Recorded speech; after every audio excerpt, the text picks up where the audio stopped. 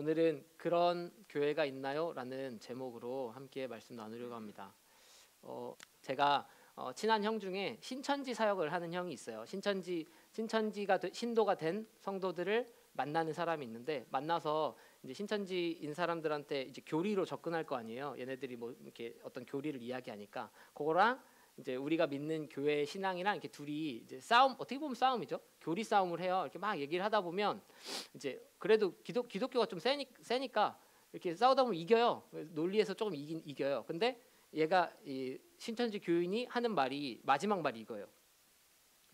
그런 교회가 있나요? 이렇게 물어봐요. 당신이 말하는 그런 교회 정말 있어요? 나는 못 봤어요. 이렇게 얘기를 하는 거예요. 근데 이게 우리의 어떻게 보면 되게 현실적인 있는 그대로의 모습이라고 생각합니다. 그래서 이 형이 신천지 사역을 계속하면서 나중에 이제 종말론 사무소라는 유튜브 한번 찾아서 보세요. 되게 재밌거든요. 근데 종말론 사무소에서 이제 그렇게 이제 그 신천지를 만나면서 이 형이 다른 생각을 먹게 됐어요. 아, 이거 교리로 이길 수 있는 거 아니구나. 이 사람들에게 진짜 교회가 어떤 건지를 보여주는 교회가 있어야 되는 거구나 라는 생각하게 됐대요. 그래서 이제 막 교회를 만들기 위해서 몸부림을 치고 있어요. 이런 이야기를 듣다 보면 또 한 가지 얘기해 드릴게요.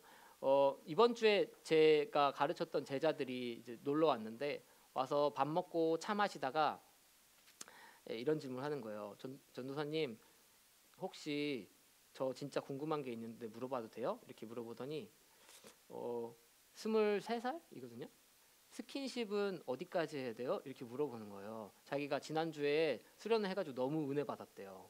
그래서 회개하기로 마음먹었는데 남자친구랑 어디까지 스킨십을 해야 될지 잘 모르겠대요. 근데 그 뒤에 하는 말이 되게 슬펐어요. 교회에서는 이런 얘기 못해요. 우리 교회 전도사님하고는, 우리 목사님하고는 저 이런 얘기 못해요. 그러면 제가 그런 얘기하면 사람들이 다 저한테 주홍 글씨를 찍어요. 그래서 이 말이 퍼져요. 이런 얘기를 하는데 그게 너무 슬픈 거예요. 우리가 생각하는 교회 그런 데 아니잖아요. 우리가 알고 있는 교회 그런 데 아니잖아요. 근데 교회가 그런 거예요. 우리 하우스도 지난주에 이렇게 만나가지고 대화하는데, 안전한 공동체가 됐으면 좋겠습니다. 신뢰할 수 있는 공동체가 됐으면 좋겠습니다. 이렇게 얘기하는데 그런 사람들이 모였는데 문제가 많아요. 그게 잘 안 돼요. 왜 그럴까요? 오늘 제가 이 질문의 실마리를 말씀으로 이제 살펴보려고 합니다. 오늘 말씀에서는요, 바리새인과 서기관 그리고 예수가 이렇게 나와요. 서기관 이제 좀 빼고, 서기관하고 바리새인 같은 부류니까 바리새인이라고 부를게요. 바리새인과 예수가 이렇게 대비돼서 나와요. 근데 이 두 그룹은 특징이 있어요. 공통점이 있는데 둘 다 하나님을 엄청 사랑해요. 바리새인도 하나님 엄청 사랑해요. 그래서 613개의 율법정을 다 지키면서 살아요. 얘네는 엄청 정결하게 살아요. 그러니까 하나님 엄청 사랑하는 거죠, 사실. 근데 예수님도 똑같죠. 하나님 엄청 사랑하죠. 그러니까 하나님의 뜻대로 살려고 엄청 몸부림을 치는 사람이에요. 우리 똑같죠. 이 바리새인과 예수 둘 다 서로 하나님을 사랑하는 사람이에요. 근데 이 둘이 이렇게 한 편을 먹어야 되잖아요. 그럼 신하면 우리 다 원하는 게 안전하고 건강한 공동체, 그런 교회가 되기 위해서 모였잖아요. 근데 이게 안 돼요. 왜 그럴까요? 모두 아시다시피 바리새인하고 예수는 서로 대립하는 관계입니다. 바리새인과 예수가 서로 비난하고 네가 믿는 신앙은 틀렸다라고 이야기합니다. 왜, 어떤 이유를 좀 들어보면, 우린 예수님을 믿으니까 바리새인 입장에서 예수랑 친하게 지낼 수 없는 이유가 두 가지 있어요. 하나는 정서적이고 내면적인 이유예요. 이 당시에 바리새인들은 이 이스라엘 사회에서 대세였어요. 그래서 엄청 대세여서 사람들이 다 자기들한테 와서 이야기 듣고, 회당에 와가지고 막 강의 듣고 이제 말씀 이야기를 듣는 거예요. 근데 세례 요한이 나타나갖고 바리새인들한테 붙어 있었던 무리들을 다 떼갖고 가져간 거예요. 근데 그 다음에 또 예수가 나왔어요. 예수가 막 가르치고 다니니까 사람들이 이제는 예수를 막 쫓아다녀요. 자기 밥그릇을 뺏기는 느낌이었겠죠. 이 바리새인들은 자기들이 원하는 것들을 계속 뺏겨가고 있어요. 근데 또 문제는 이제 예수님이 이렇게 좀 뜨니까, 우리도 뭐 이제 목사님들이야 이런 사람 좀 뜨면 이렇게 설교 잘하신다 뭐 이러면 초청하잖아요. 그래서 이제 바리새인들이 초청을 한 거예요. 회당이 바리새인들이 가르치는 곳이었거든요. 그래서 회당에 초청했는데 예수님이 와가지고 딱 강의를 하는데, 설교를 하는데, 니네 잘못됐어. 바리새인 니네 잘못됐어. 이렇게 얘기하는 거예요. 그럼 얘네들 어떨까요? 정서적으로 굉장히 불편하죠. 내가 너를 초대했는데 넌 우리를 까. 근데 이 바리새인들한테 붙어있던 사람들이 다 예수한테 가. 정서적으로 굉장히 힘들죠. 내면적으로 너무 어려운 거예요. 첫 번째는 그 이유. 또 한 가지 이유는 예수님이 자꾸 율법의 선을 넘어요. 이 사람들이 지키고 있었던 613개의 율법이 있잖아요. 근데 이 율법에 대해서 되게 도발적인 행동을 해요. 첫 번째는 뭐냐면 유대인들이 그 매국노들하고 식사를 하잖아요. 그 죄인들을 만나고 또 세리 같은 그 당시에 이스라엘 팔아먹은 사람들, 그 사람들을 만나고, 그리고 또 한 가지는 사마리아라는 지방을 이렇게 나사렛으로 가려면 이렇게 가야 되는데 유대인들은 다 이렇게 갔어요. 이렇게 1, 2 쭉 가면 엄청 빠르잖아요. 근데 여기 사마리아 뭐 많이 들으셔서 알겠지만 북이스라엘은 엄청 더러운 땅이다. 혼혈 잡족들이 있고 더러운 땅이기 때문에 우린 가지 않는다. 우리는 순수한 유대인이기 때문에 우린 돌아서 고통스럽게 갈 거다. 이렇게 했는데 예수님은 그냥 직진해버려요. 그리고 가가지고 원래 집 밖에서 여자들이랑 대화하면 안 되거든요, 유대인들은. 근데 예수님은 대낮에 집 밖에서 사마리아 여인하고 막 대화를 해요. 그리고 뭐 거기다 더 넘어가가지고 얘네는 구원 못 받는다고 얘기했는데 예수님이 얘한테 너 구원 받아 이렇게 얘기를 하는 거예요. 그러니까 막 율법이 다 깨져요, 예수님한테서는. 그러니까 이게 유대인들이 이 바리새인들이 엄청 힘든 거죠. 그리고 또 마지막으로는 안식일에 이삭 막 해서 먹고 노동하면 안 되는데 막 사람 고치고 막 이렇게 하는 거예요. 이 바리새인들은 안식일에 어떻게 하냐면, 심지어 어떻게까지 하냐면 담벼락이 이렇게 무너져서 사람이 이렇게 갇혔어요. 그러면 안 구해요. 죽을 것 같은 담벼락이 무너진 게 아니면, 이러고 있으면 이거 노동이니까 꺼내주는 것도. 이 정도로 율법을 철저하게 지키는 사람들이었어요. 바리새인이라는 뜻은 그래서 구별된 자들, 분리된 자들, 거룩한 자들이라는 뜻을 가지고 있어요. 근데 뭐 설교 많이 들으셨잖아요. 그러니까 바리새인 하면 딱 드는 이미지 있으시죠? 사진 한번 보실래요? 우리가 생각하는 바리새인 이미지는 이거잖아요. 근데 바리새인 원래 이런 존재들이 아니었어요. 앞에 사진 보여주실래요? 우리가 원래 바리새인의 원래 이미지는 꼰대가 아니라 온화하고 인자하고 덕 있는 스승, 지도자 같은 느낌이었어요, 원래는. 그래서 처음엔 이 사람들이 엄청 개혁적으로 성전 체제가 막 사람들을 고통스럽게 하고 너희들 제사 드려야 돼, 뭐 바쳐야 돼 이렇게 하던 사람들한테 아니야, 율법을 공부하면 돼, 괜찮아, 우리는 하나님의 말씀만 온전히 알면 돼 했기 때문에 사람들이 막 몰려든 거예요. 성전 밖으로 회당이라는 곳에 막 모였던 거예요. 그만큼 이 사람들이 율법을 엄청 철저하게 지켰고, 그렇기 때문에 예수가 율법을 어기면 굉장히 불편한 거죠. 제가 작년에 성경 공부를 같이 우리 하우스에서 하면서 이제 바리새인들에 대한 이런 얘기를 쭉 해줬거든요. 그랬더니 어떤 똑똑한 애가 저한테 이렇게 얘기하는 거예요. 전사님, 그러면 바리새인이 율법을 엄청 잘 지켰다면 왜 예수님이 왔을 때 못 알아봤어요? 성경을 열심히 읽었으면 알아봐야 되잖아요. 근데 알아본 사람도 있죠. 니고데모, 바울 뭐 이런 사람 알아봤죠. 알아본 사람도 있는 거예요. 근데 왜 못 알아봤어요? 이렇게 물어보는데 제가 할 말이 없더라고요. 그러네. 성경을 열심히 알았고 율법을 지켰으면 알아야 되는데 왜 못 알아봤지? 이런 질문이 드는 거예요. 그래서 제가 이제 나중에 공부해가지고 알려줄게요 이렇게 얘기했어요. 그래서 제가 이제 찾아봤어요. 찾아봤더니 이 사람들이 왜 못 깨달았나 하면 율법 조항이 말씀보다 더 커진 거예요. 얘네는 지들이 만든 전통이 내가 생각하는 내가 생각하는 맞는 게 자신의 라이프 스타일, 자신의 가치보다 더 커진 거예요. 성경이 말하고 있는 라이프 스타일이나 가치관보다 더 커진 거예요. 지들이 믿는 거. 사실은 성경이 말하는 게 아니에요. 찾아보시면 바리새인들이 사실 성경을 잘 몰랐다 이렇게 써 있어요. 신기하죠? 그래서 이런 거를 율법 조항이 말씀보다 더 커진 거를 자기 의에 빠졌다라고 표현합니다. 자기 의. 예수 시대의 바리새인들은 하나님의 의가 아니라 자기들의 의가 충만했습니다. 자기 의를 우리의 말로 표현해 보자면 자기 경험으로 진리를 규정하는 자세라고 말할 수 있겠습니다. 내 경험이 진리를 다 알아. 내가 아는 게 진리야. 이렇게 생각하는 걸 수 있겠습니다. 사실은 그게 진리가 아니죠. 지가 어떻게 율법을 다 알고 하나님의 뜻을 다 알아요. 이건 잘 사는 거고 이건 못 사는 거야. 이건 맞는 거고 이건 틀린 거야. 이런 게 어디 있어요. 지가 하나님이 아니잖아요. 근데 내 경험으로 다 판단하는 거예요. 나의 의가 되어서. 사실 내 판단은 말씀의 기준과 다를 수 있습니다. 근데 이렇게 생각하는 사람들의 특징은 잘난 사람이 되게 많이 그래요. 누가 나의 말을 잘 듣고 내가 영향력이 있고 내가 힘이 생기면 나 괜찮은 사람이라고 생각하기 시작해요. 내가 뭐 되는 줄 알죠. 그럴 때 자기 의의가 생깁니다. 바리새인들이 아까 제가 말했잖아요. 개혁적이고 사람들이 엄청 따라붙으니까 지들이 잘난 줄 안 거예요. 자기 의의에 빠지면 어떻게 될까요? 타락합니다. 자기 효능감, 우월감이 그 사람을 망칩니다. 조심해야 됩니다. 나는 하나님 없이는 아무것도 아니었다는 걸 기억해야 합니다. 그걸 잊어버리면 하나님을 놓치게 됩니다. 근데 우리 사정이 다 우월한 사람들은 아니잖아요. 반대로 이런 사람도 있습니다. 나는 내 의의를 내세울 건덕지나 좀 있으면 좋겠다. 나는 뭐 내가 잘난 것도 없고 뭐 우월감도 없고 하루하루 근근히 버티는데 무슨 자기 의의 얘기를 듣나 이렇게 생각하실 수도 있잖아요. 근데 이것도 똑같이 자기 사랑입니다. 꺾여진 자기 사랑입니다. 접혀진 자기 사랑입니다. 접혀지고 꺾여진 이유는 겉으로 내가 우월 의식을 느끼지 못하기 때문입니다.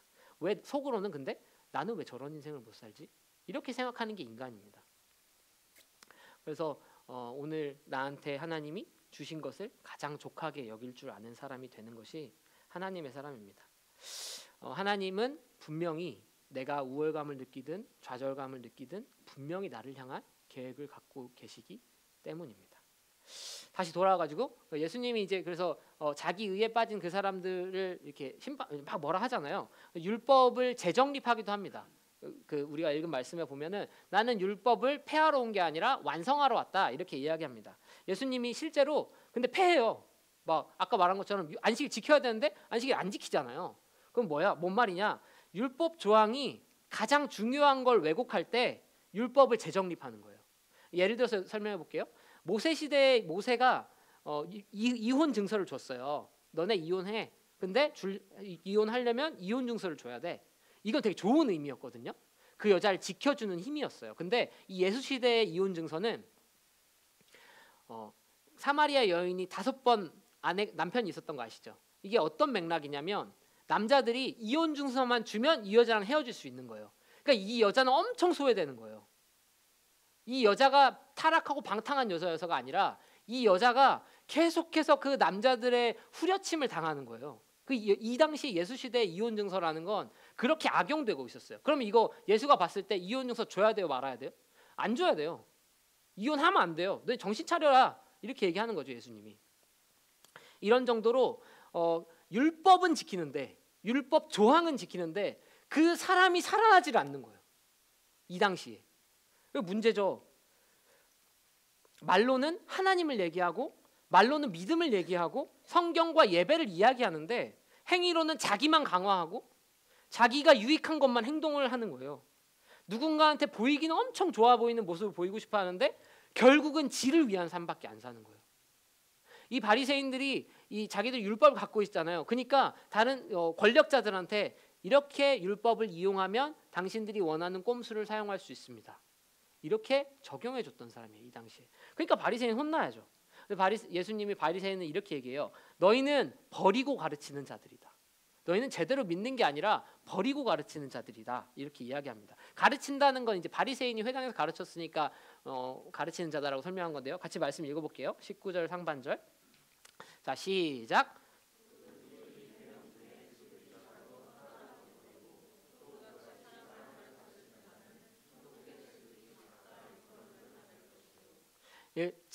너희한테 불편한 것은 버리고 나머지만 가르친다. 이렇게 얘기하는 거예요. 어느 순간에 네 구미에 맞는 말씀만 가져가고 꼼수로 그 율법은 지키는데 너는 사람들 다 죽이고 있어. 이런 맥락인 거죠. 이 사람들은 겉은 되게 번지르르하고 막 기도하고 사람들 보는 데서 금식하고 이렇게 하는데 속에서는 썩은 내가 나고 사람들이 볼 땐 되게 좋은 사람인데 속에는 죄악이 사무치고 속에는 개걸스러운 탐욕이 막 증폭하는 거예요. 그게 바리새인의 모습이었습니다. 근데 반대의 모습, 그 19절 하반절 한번 읽어볼게요. 자, 시작.